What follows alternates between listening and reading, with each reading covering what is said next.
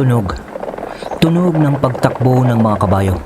Sa 5 hanggang 6 na oras na biyahe nila Amador, kasama ng pamamahinga ng kabayo nila, ay naabot na nga nila ang pinakasyudad ng Bacolod nung araw. At dito ay nagsimula na silang mangalap ng impormasyon o hanapin si Sarim Baldombre. Sa ngayon ay hindi pa natin alam kung ano ang tunay na pakay ni Amador sa taong ito. Ngunit sa mga nagdaang part ng kwento ay nakakatiyak na tayo na hindi magiging maganda ang kahihinatnan kung magtagpo ang landas ng dalawang ito. Mga kabagis, umpisaan ng pagganahin ang ating mga imahinasyon sa paki ng subscribe button. Salamat!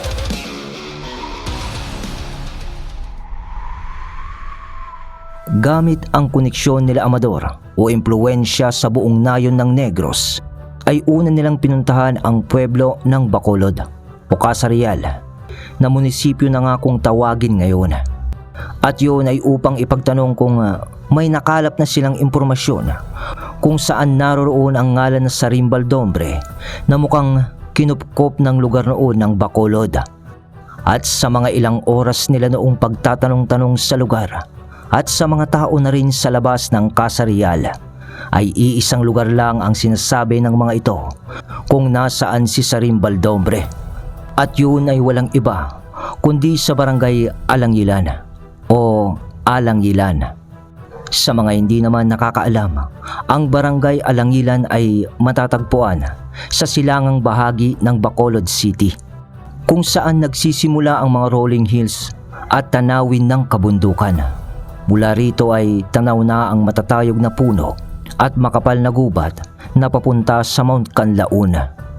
Noon, ang lugar ay kilala sa malamig na klima, malalawak na taniman, at mga daan na tinutubuan ng talahib at puno nung araw. Pero ewan ko lang ngayon, siguro ay maganda na itong pasyalan. Pero ayon sa kwento nga noon, kapag gumabi na ay nagiging misteryoso ang paligid dahil sa dilim at tahimik na kapaligiran.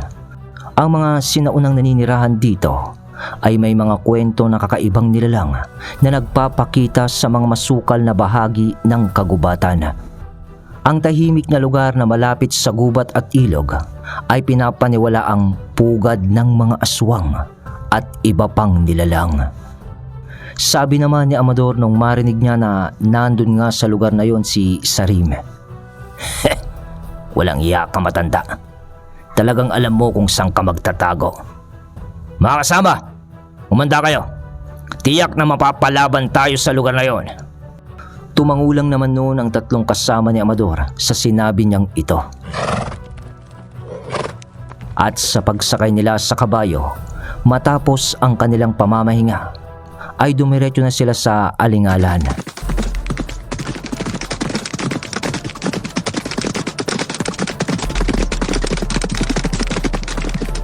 At sa oras ulit ng biyahe gamit ang kabayo, ay natanaw na nila ang mga burol. Nagpapahiwatig na malapit na sila sa Alingalan. May nabuti nila Amador noon na diretsuin na ang lugar bago pa sila magpahinga. Dapit hapon na noon, kaya naman malamig na rin ang simoy ng hangin.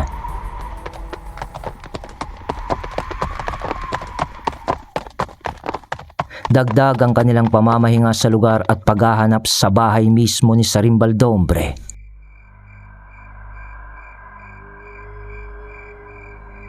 Ay medyo padilim na nga noon, at sa mga ilang minuto, isang kalesa na may kabayong nakatali sa di kalayuan ang nakita nila. Sa isang bakuran ng isang kubo na mayroong mesa na yari sa kawayan ang nakita nila sa harapan. At eto na nga ang sinasabi nilang bahay ni Sarim Baldombre.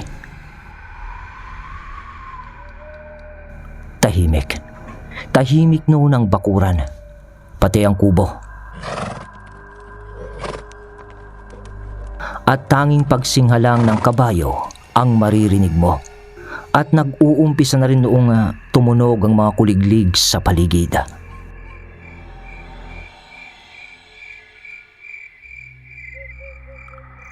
nang walang sabi-sabi. Sa pagtango ni Amador sa mga kasama nitong antingero,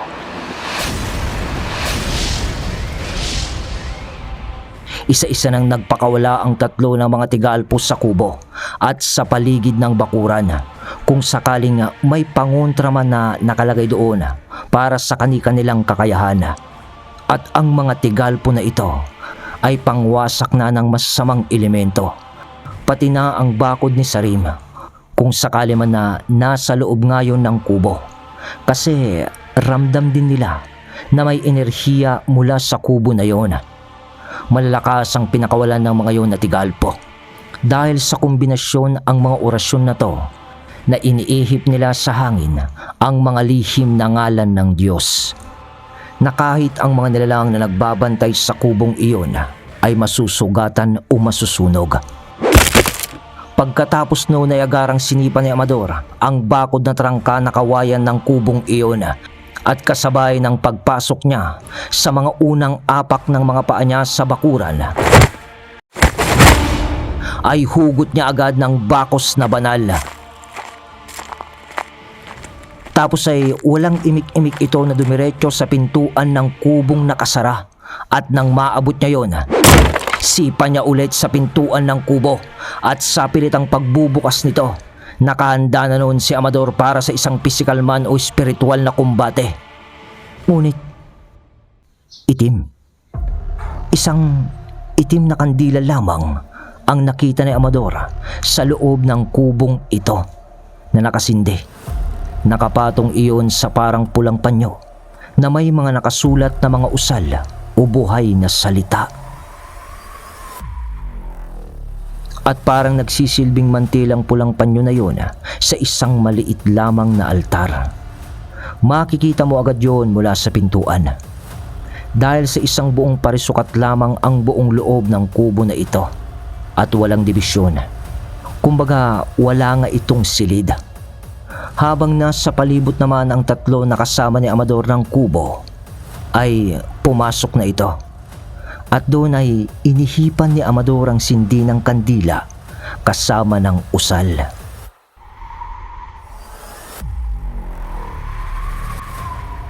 At ang tatlong nasa labas ng bahay na kasama niya ay naramdaman na ang pagkawala ng isang presensya.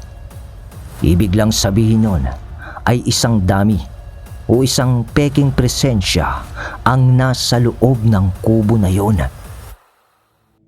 At ang nagbibigay ng panlilinlang na ito ay ang kandilang itim na pinatay ang sinde ni Amador.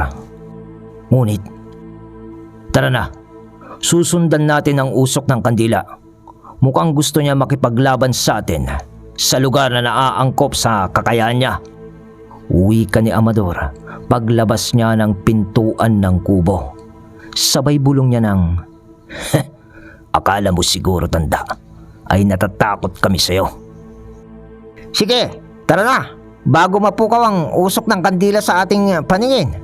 Uwi ka ng isang kasama ni Amador. Sige, tugon ni Amador. Sabay sinundan nga nila ang usok ng itim na kandila sa pagpatay ni Amador. At mukhang sa silangang bahagi yon ng kubo patungo, kung saan marami na ang kakahuyan dito. Ngunit sa isang makitid naman na daan ay nanguna si Amador sa paglalakad. Sunod ang tatlo nitong suportang kasama. At habang naglalakad sila at sinusundan ang esensya ng usok, dahil hindi yun naglalaho, at alam naman nila Amador na hindi talaga yun mabubuwag o maglalaho hanggat hindi nito nararating ang gumawa ng ritual sa loob ng kubo na yun. Dahil yung esensya din yun mismo ang parang pinakapresensya ng may gawa nun sa pagsunod nga nila sa usok. Ay isang alingaw-ngaw ng sigawang narinig nila sa gubat. At sa palibot pa ng kanilang dinaraanan ay may mga ilaw na bigla-bigla na lang lumilitaw sa karimlan ng dilim na hindi maipaliwanag, na naglalaro sa kagubatan. At yung pakiramdam na laging minamanmanan mula sa likod ng puno ay nararamdaman nila Amador. Ngunit Hindi mo kami malilinlang, tanda. Wika ulit ni Amador sa mga kaganapan sa kanilang paligid. Nang maya-maya pa ay nakaramdam na sina Amador ng pagbigat ng pakiramdam sa paligid. Mga kasama, huwag niyong ibaba ang inyong mga bakod. Tiyak na nasa paligid na siya. Tandaan niyo ang sinabi kong 5 kakayaan niya. Una dito ay kaya niyang sumanib sa mga hayop o mga animal sa gubat upang tayo'y pagmasiran sa ating galaw. Kaya nga't babailan na manggagaway ang tawag sa kanya. Dahil sa mga katangian nito, huwag niyo siyang mamalitin. Oh, Senyor Amador, naiintindihan namin. Tugon naman ng isa sa kasama ni Amador. Nang kasasabi pa lang ni Amador ang bagay na ito, bigla na lang naramdaman nito ang pagbigat ng kanyang paa sa paglalakad. Agad niya nung iwinasiwas sa palibot niya ang kanyang bakos na banal.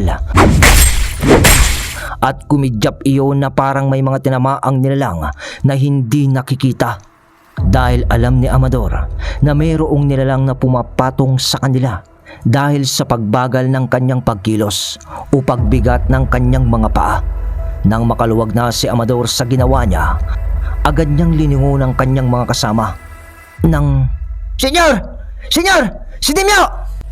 Pagkabigla ng isa habang inaalalayan na ang nangingisay nilang kasama na nahuli sa hilera nila, na tinawag niya ngang Dimyo. Nang lumapit si Amador at kinapa ang buong katawan ni Dimyo na nangingisay na nga, kapa ng kapanon si Amador. Hanggang sa nakita nila sa mga paa nito ang 2 linta na nakakapit ng mahigpit sa binti ni Dimyo. Mga ritual na linta. Madali ka, Fernan, ang patalim mo. Uwi ka ni Amador.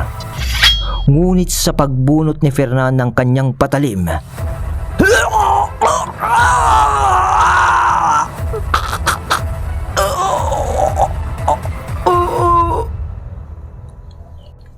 tuluyan ng pagkamatay ni Dimyo. Lagas na agad si Amador. Pero hindi pa nila nakikita si Sarim Baldombre.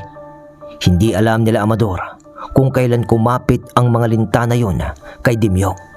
Ngunit nangangahulugan lamang yun na nakikita na sila ni Sarim, sapagkat alam ni Amador na isa yun sa kakayahan ni Sarim Baldombre na pagsipsip ng buhay.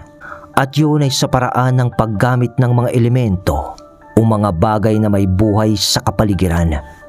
Kaya niyang kunin ang enerhiya o buhay ng isang tao at gamitin ito upang pagalingin ang sarili o palakasin ang kanyang mahikang tangan. Ganon kadelikado si Sarim Baldombre. Wala nang nagawa nun si Amador dahil maski ang bakod ni Dimyo ay nasa lisean ng ritual ni Sarim.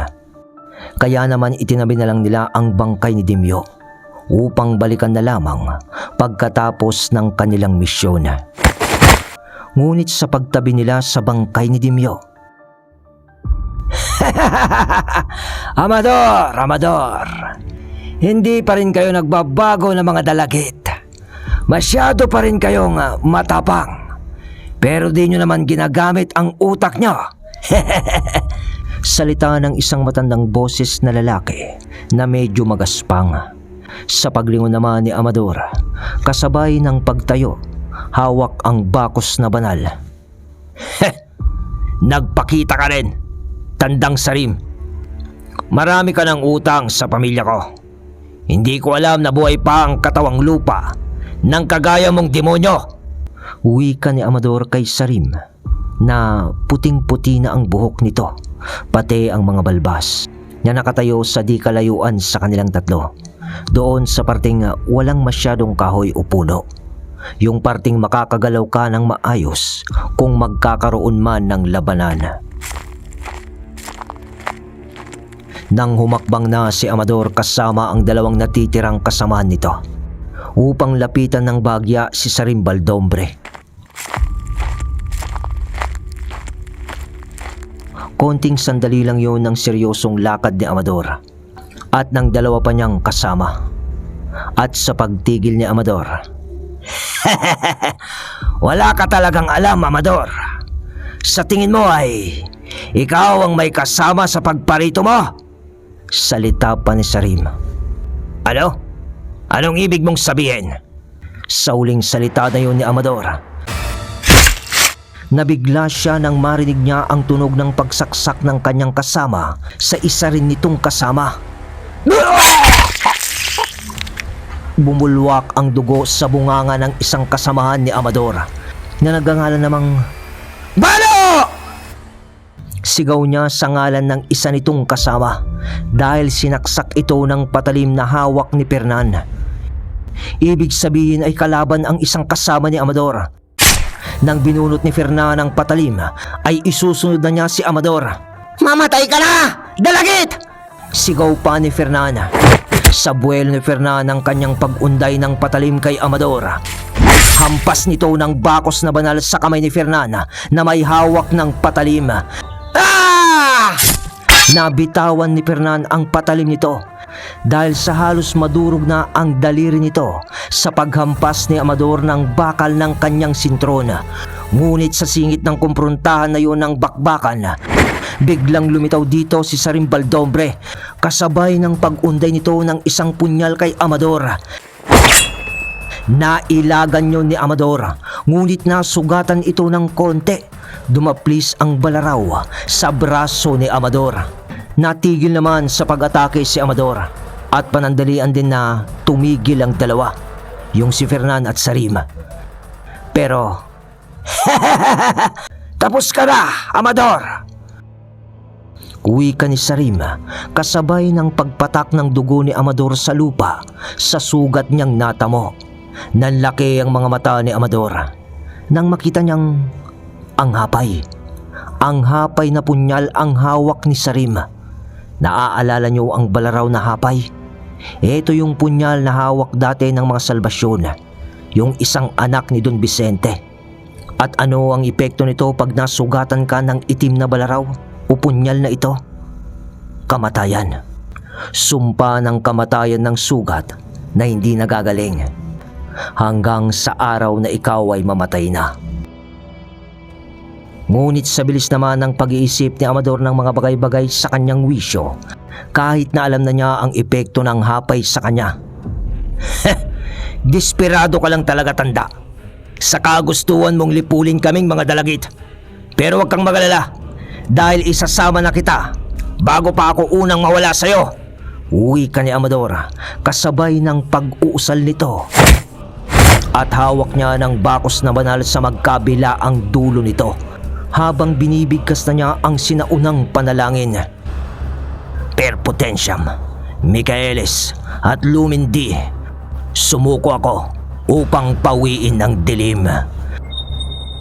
Sa huling sambit ni Amador ng panalangin mula rin sa libro ng Mikael, nagliwanag noon ang kanyang bakos na banal kasabay ng pagbalot din ng liwanag sa buo niyang katawan. Ngayon ay nakita niyo na ang sagad na kakayahan ni Amador na matagal na niyang hindi ginagamit. Ito ang totoong ama ni Mikael Dalagit. Kaya nga, Fernan! Umatras ka na! Sigaw ni Sarim. Ngunit sa pagbagal ng mga sandali, sa pag-ilag ni Sarim Baldombre sa atake ni Amador ng mabilisan gamit ang bakos na banal, pugot ng ulo ni Fernan dahil sa pagdaan ng bakos sa liig nito. Siya ang tinamaan noon. At sa pagsalida ni Amador upang lumayo ng bahagya kay Sarim para bumuelo ulit ng pag-atake, mabilis niyang tinapos ang dasal na hindi pa pala tapos. Diyos na kinatatakutan ng lahat.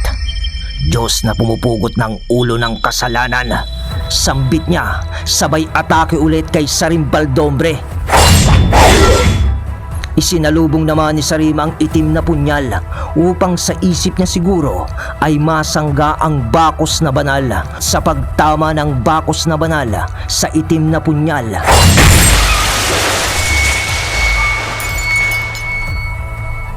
Basag ang itim na patalim. Nagkadurog-durog ito na parang salamin. Kasabay ng mabilis na dasal ulit ni Amador ng mga katagang. Hindi ko nababanggitin yung ibang salita, pero ito yung iba. Abinyet, Luxtua, Domine, Tebres, et cura, Munde, Renovitura, Amen. Sa Tagalog, dumating nawa ang iyong liwanag, Panginoon. Maglalaho ang dilim at ang puso ng mundo ay magbabago. Yun ang dasal ni Amador. Boom pates! Alright, yun ang bangis, Daddy Amador. Nabitin ba kayo mga kabagis ko? Talagang ganyan mga kabagis ko. Series tayo syempre. Syempre, kung hindi ka nabitin, hindi maganda. So, ang tindi nun. Ano kaya ang mangyayari? Sino kaya ang mananalo dito? Ang isang batikan na manggagaway o ang isang alagad ng katarungan? Abangan nyo yan mga kabagis ko. Matindi to. Nasa arc tayo ng Bacolod Pero, bago ang lahat, mag-shoutout na tayo. Shoutout po kay JB ng Kuwait. Shoutout po kay Queenie Ram. Shoutout po kay Rinaldo Aldamar. Shoutout din po kay Donaire San Pablo from Spillway, Mexico, Pampanga. Shoutout din po kay Robelin de la Cruz from Doha, Qatar. At shoutout din po kay RJ Bernal. So, yun lang mga kabagis ko. Salamat sa suportang tunay.